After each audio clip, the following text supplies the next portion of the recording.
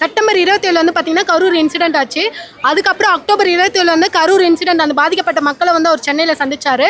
November 27 வந்து பார்த்தீங்கன்னா செங்கோட்டையன் வந்து டிவிகேல ஜாயின் பண்ணார்.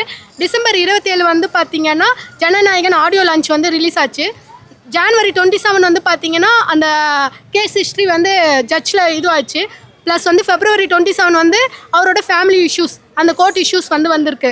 இப்போ எல்லாருமே என்ன நினைக்கிறாங்கன்னா 27 வந்து விஜய் சாருக்கு எல்லாமே வந்து பார்த்தீங்கன்னா நெகட்டிவாகவே நடக்குது அப்படின்னு சொல்கிறாங்க.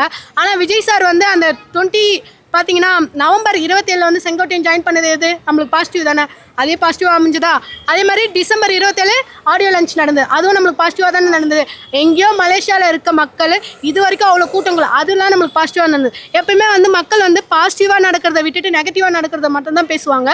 ஸோ மக்கள் பேச மாட்டாங்க, ஆப்போசிட்டில் இருக்கவங்க பேசுவாங்க. நான் இப்போ சொல்கிறேன் 27 அவருக்கு சாதகமாக பாதகமானது எனக்கு தெரியாது. 2026 அவருக்கு கண்டிப்பாக பார்த்தீங்கன்னா வெற்றி நிச்சயம். அவர் சொல்கிற மாதிரி கான்ஃபிடென்ட்டோடு இருங்க, வெற்றி நிச்சயம்.